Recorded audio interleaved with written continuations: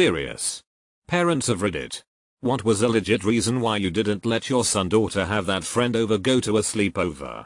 My friend and her sister could sleep at our house, but my sister and I couldn't sleep at theirs. In college I figured it out, their house was a fire trap. Pathways between stuff like a hoarder's house.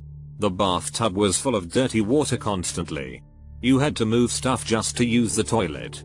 The stairs to the basement, where we would have slept, covered in clothes and only one way out of the basement. The windows were too small to crawl out of if you were larger than an average 2-year-old. Saw the inside of the house years later and it was like a different house. They had a piano in the living room that I'd never seen before because it was just covered in hoarder crap. I was the band kid. I smelled like cat piss and had fleas. Can't blame any of those parents, GBH. Some tried helping by always giving me clothes to change into when I came over, washing mine, and feeding me, but that always got too much for them eventually, so to the band list I went. It hurt a lot because I didn't understand as a kid. But now I wish I could apologize to them for bringing that mess around them. Early 90s. The kids on the street decided to have a camp out in someone's front yard. Little fire. Ghost stories. S'mores. Tents. The whole bit. Middle of the night one of the kids starts screaming that someone is on him. Turns out another kid that just moved in had stripped down naked and smeared all over himself and attempted to do something to a sleeping kid. Parents all came out after hearing the screaming. Poop kid took a dump in the street and threw some at the parents of yet another kid. Again. It was the early 90s in the Midwest, so this display didn't go well. The parents went crazy. I never saw the poop king again and his family moved away. Kid has severe behavior issues and is super violent and destructive. The one and only time he came to our house he threw all of my daughter's underwear around the room to embarrass her. The worst incident happened at school though, when he tried to choke her out. They were 5 years old at the time. I feel bad for the kid and all, and I know his mom is doing everything she can to help him, but I just can't allow that kind of behavior around my kids and in my home. The kid that wanted to come over has been over once before and he shattered a window when he got mad, then ran to his house 3 blocks away. I no longer allowed my son's best friend to come to our place or for him to go over to his after the best friend's mom reported us to the police as harboring a runaway. This was after the best friend had been tossed out of his mom's house and told to spend the night sleeping outside, and she'd refused our phone calls to find out what was going on. So yes, I wasn't going to let a 16-year-old spend the night in 30-degree weather with nowhere to go. Sue me. The cops showed up. Said she'd reported us as harboring a runaway. We explained what was happening and got treated like dirt and told that from now on we had to have full permission from the mom. Fine. We urged my son's friend to go to the police, report to them what was happening, and left it at that. The mom tried to apologize 3 days later as being off her meds and say it was okay for my son to go to their house and vice versa, and I politely refused and hung up while she was screaming at me. I'd always been kind of uncomfortable with the woman and that just sealed it. They were still friends at school, but there were no more hanging out at either one's house, and I explained why and they both agreed to the rules. The son is in the military now and doing quite well and no longer has contact with his mother. Gee. I wonder why. Sounded like a trap. Vice versa. He is destructive and has some unmedicated issues that affect his interaction with other kids. The kid doesn't play.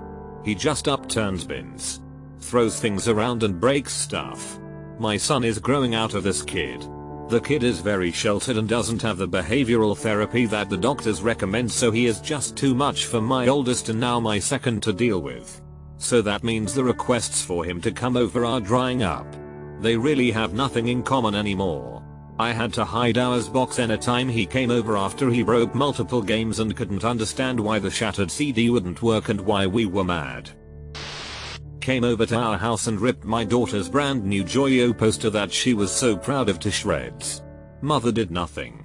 To make it worse, my daughter tried to tape it back together. My heart was breaking. She was a chronic liar. My daughter met her in kindergarten. She lied constantly. About everything. One day my daughter asked us to help her put together a birthday card and make a homemade present for her friend's birthday. But when she brought the gifts to school, it turned out the girl had lied about what day her birthday was. I didn't want to put down my daughter's first good friend, but I refused to have them spend more time together than was necessary. I was relieved when she started ending every story about something her friend had said with "It's probably not true though." She outgrew that friend after a few months. Met the girl's parents later in the year. That poor kid never had a chance. I had a similar friend growing up. We actually had a falling out and I was over her. Then my teacher, 5th grade, took us aside and tried to force us to be friends again. The falling out didn't even happen at school. The girl actually took words that she said, claimed I said it, and came up with the crocodile tears during that intervention from the teacher.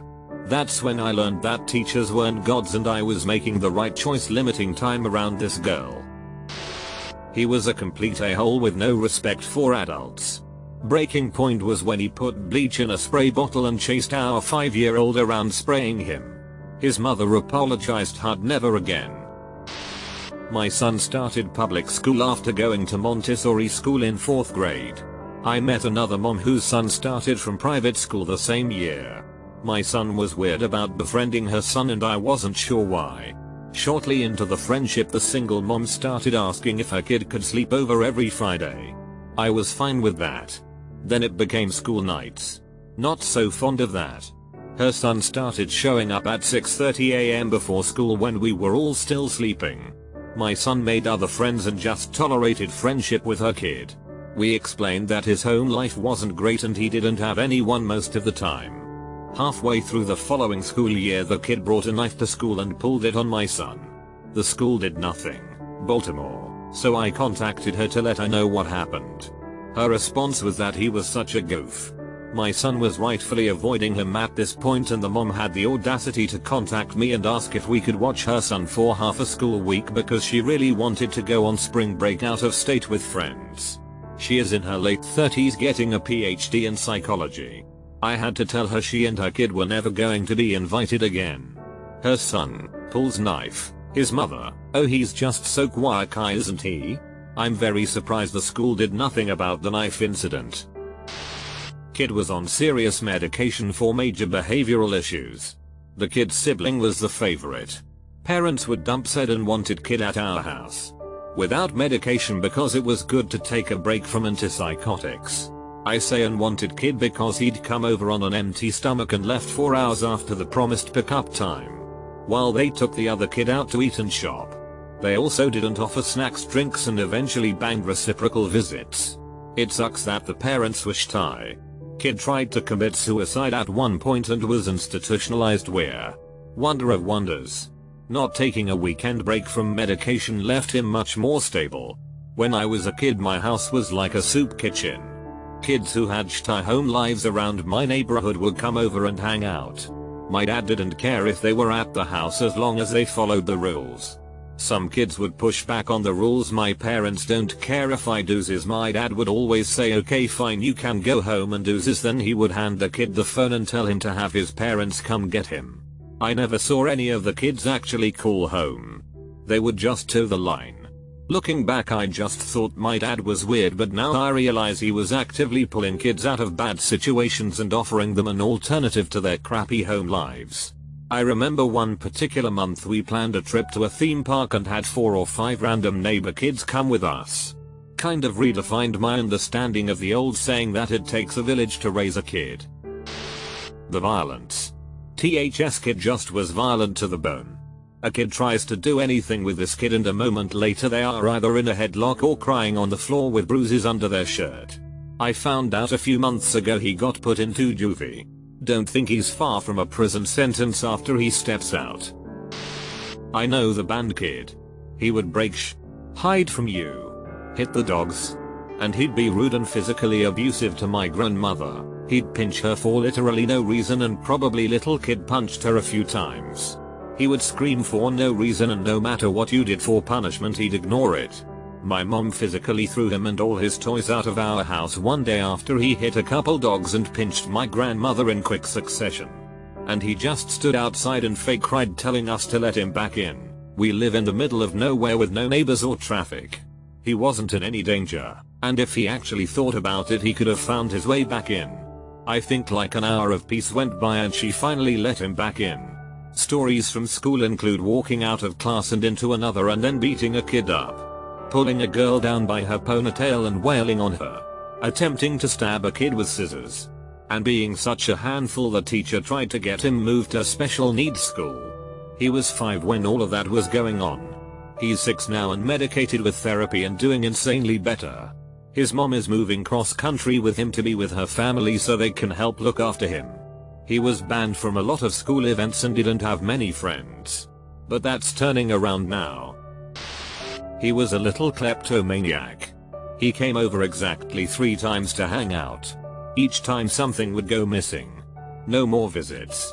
Found out recently he was recently charged with embezzlement at the company he used to work for. I hated not letting the child sleep over. But that would have meant that my child would have wanted to sleep over at his house. His mother was living with a very abusive man who raised every single hair on my neck. This man taped off areas where my son's friend could walk and sit, ration food, etc. I was not about to let my son be in that environment. The friend started acting out from abuse. I had already talked to the school counselor about my suspicions and CPS was involved. It was hard to explain to a child of 8 why this friend couldn't come over. Yeah, honesty may not be the best policy on this one. My daughter's best friend comes from a home where the parents are kind of mess. Trying to explain to her why her friend can't stay at our house. But she can't stay at their house without flat out saying her parents are constantly dealing with the police over domestic violence. Plus you'd come home smelling like an ashtray. And get the equivalent health benefits of smoking a few packs of cigarettes. Is a real challenge. I was a situation that set off my early warning senses. We were staying at the house of the daughter of my in-laws' friends. She had a 3-year-old son. My daughter was 5. They played well together. But I got some weird vibes that told me that my daughter shouldn't be crashing in the living room in a sleeping bag. I had her sleep with my wife in the guest bed while I slept on the couch. I kept a close watch on the kids the rest of the evening. The next day as we were leaving, the 3-year-old basically tackled my daughter. He was big. She was very small. And tried to mount and hump her on the floor. I extracted her and told him that wasn't appropriate. My daughter laughed it off as him trying to wrestle with her.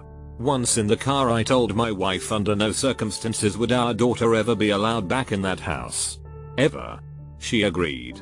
We later learned that the then boyfriend of the woman with the son used to let the boy watch PRN with him. Mom found out when CPS got involved. That kid's gonna have a lot of problems to deal with throughout his life.